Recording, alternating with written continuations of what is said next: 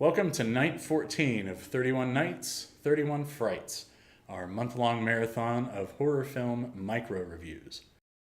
You know, it's really hard to believe it's been 2 whole weeks exactly since we started up this special series. Now Okay, what's the deal with the fog? Oh boy, that can't be good. Okay, well, this can only mean one thing. I am apparently now stuck in Silent Hill. I guess that's an amazing coincidence, right? Because that happens to be tonight's film. So, while I figure out how to get out of this mess, let's get started with tonight's review and check out the lowdown.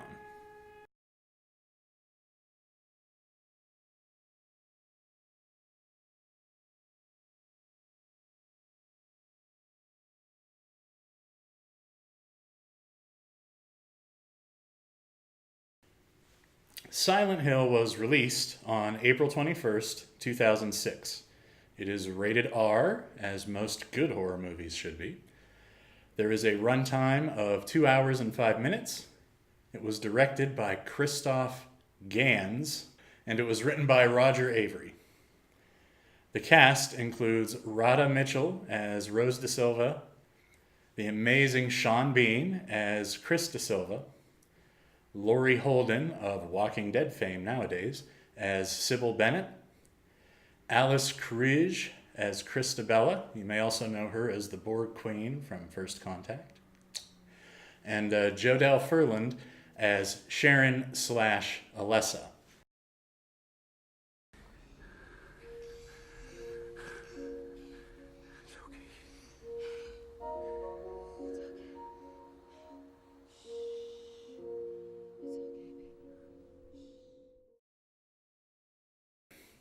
Rose and Chris Da Silva have adopted a young girl named Sharon.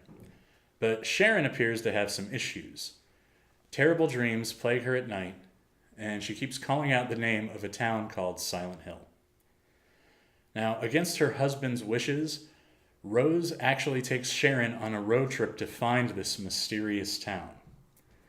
After an awkward run-in with a rather nosy police officer, Rose gets into a car accident and wakes up surrounded by fog and missing her daughter just outside Silent Hill.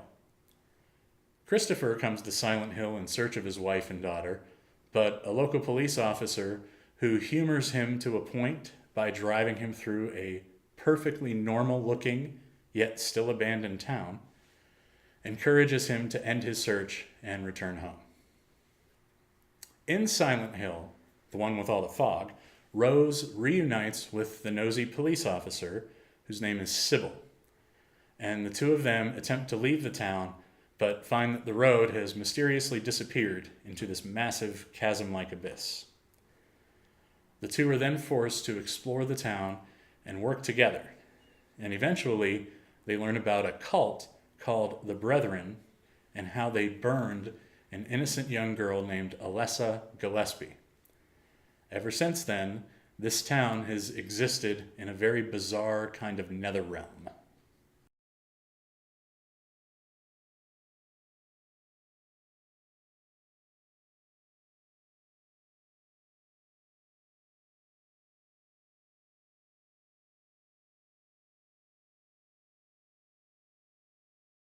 Silent Hill is based on a video game that first came out in 1999 on the Sony PlayStation. The film's plot mainly stays true to the game, the only exception being that you play as Christopher in the game instead of Rose. Video game adaptations have a notoriously checkered past, but Silent Hill is one of the few exceptions to the rule. First and foremost would be the runtime. Now, as someone who works on films and who has written and directed several of my own, I can tell you that a 2-hour runtime for a horror movie is a little bit of a stretch. The sweet spot for any kind of horror film, whether it's a game adaptation or a book adaptation or whatever, is right around the 90-minute mark. This allows for a bit of slow-burning tension to build up suspense, but it also forces you to keep things moving along and keep the scares coming. Overly complicated plots, no matter how well done they are, usually are not at home in the horror genre. Now, I applaud Silent Hill for trying to break that mold a little bit and introducing relatable characters and a fairly grand story, but the length of the film and the complexity of the story means that we're veering out of horror and into other genres. These shifts in tone can sometimes leave the film feeling a little uneven. The pacing can also be a problem too in these circumstances. There are a lot of characters and a lot of backstories that you have to kind of get through and understand. And this is, of course, primarily achieved through talking and more talking. Conversely, Silent Hill is a very beautiful film. Each of the film's 3 distinct environments is imaginative and unique. Rose's first experience with Silent Hill's otherworld is very intense. In fact, the visuals and the transformation of the town as depicted in the film would later become part of the video game series in later Silent Hill games, most notably Silent Hill Downpour, released in 2012. The creatures in this film are scary, and a great many of the film's scare sequences are very well designed. From the gray children, to the nurses, to Colin, the janitor, to Pyramid Head, to Alessa's final demonic-looking form, every creature in the movie is frightening and used effectively. There are some very touching moments as well, as played out by the film's 2 sets of mother-daughter relationships, Dahlia and Alessa, and then Rose and Sharon. The film plays on this theme several times throughout, and it's pretty effective for the most part. One of the more interesting aspects of the film is that the town of Silent Hill's destruction in the movie's real world is based on a true story of a town called Centralia. So Centralia used to be a town in eastern Pennsylvania in Columbia County. And in 1856, the town began booming as the mining industry kind of got a foothold there. About 100 years later, a little bit over 100 years later, in 1962, the coal seams underneath the town caught on fire. There's some speculation as to what actually caused the fire. I'm sure if you Google it, you can find out some interesting facts. But the point is, the coal seams caught on fire and remain burning to this day. This caused all kinds of subsidence and property damage within the town, and for the most part now it's uninhabitable. The government actually bought up most of the remaining property and tore down the structures, so basically what we have left there is a ghost town of streets and sidewalks that go nowhere and that have mostly been reclaimed by the wilderness. I had the opportunity to visit Centralia about 10 years ago now, and let me tell you, it was chilling. The place is not reportedly haunted per se, as in people seeing ghosts there, but upon viewing the town, especially from up on the hillside, and getting this sense of what used to be there, I remember observing at the time that if a town or a community derives its life and its soul from the lives and souls of the people who live there, then Centralia is a ghost town in that sense. It has no soul. There's no life left there. All that's there is the corpse of a town, nothing but a shell being slowly reclaimed by nature.